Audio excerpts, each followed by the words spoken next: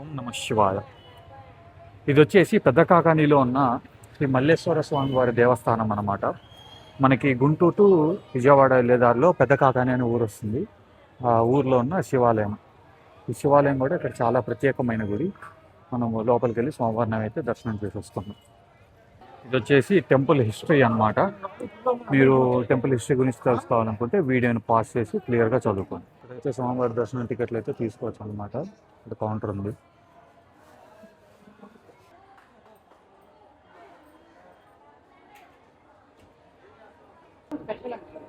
ఇది వచ్చేసి మనం టెంపుల్ మెయిన్ ఎంట్రన్స్. ఇక్కడ నుంచి వెళ్ళాలి.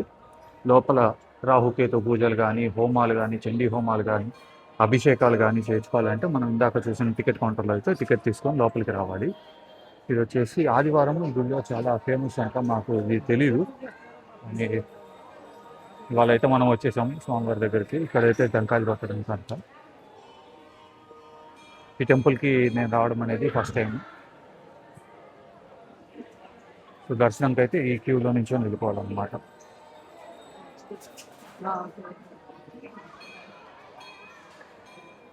వచ్చేసి మెయిన్ టెంపుల్.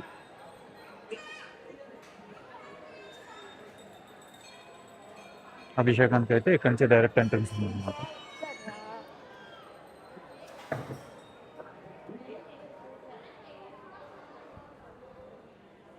మనకి దర్శనానికి టికెట్ అయితే అక్కడే ఒక మనిషి కూర్చో ఉన్నారు. ఆయన అయితే చేస్తారనమాట.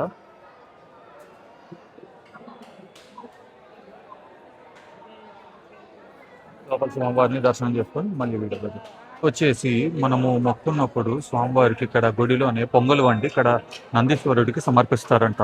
ఆ సమర్పించి తర్వాత స్వామివారిని అయితే దర్శనం చేసుకుంటారు లోపల. ఇప్పుడే దర్శనం అయితే జరిగింది మనకి లోపల. మనకి భద్రకాళి అమ్మవారు, వీరభద్రేశ్వర స్వామి గారు, మళ్ళీ మల్లేశ్వర స్వామి శివులు లోపలైతే ఉన్నారనమాట. స్వామివారు అయితే లింగ స్వరూపంలో ఉన్నారు.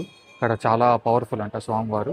మనము ఇప్పుడు మీరు ఎప్పుడైనా అయితే వస్తే కనుక స్వామివారిని తప్పకుండా దర్శనం చేసుకోండి. అలాగే గుడి నుంచి బయటికి రాగానే ఇక్కడ ప్రసాదాలు కూడా పెడుతున్నారు. ఓం నమ శివాయ. గుడి ఎంట్రన్స్లో ఇక్కడ మనకి శివలింగం అయితే ఉందన్నమాట. అది బ్రహ్మసూత్ర శివలింగం అన్నమాట. సో చూస్తున్నట్టయితే దాని మీద లైన్స్ కూడా ఉంటాయి. సో ఈ లింగం వచ్చేసి బ్రహ్మసూత్ర శివలింగం. ఇలాంటి లింగాలు దర్శనం చేసుకోవడం మర్చిపోవద్దు.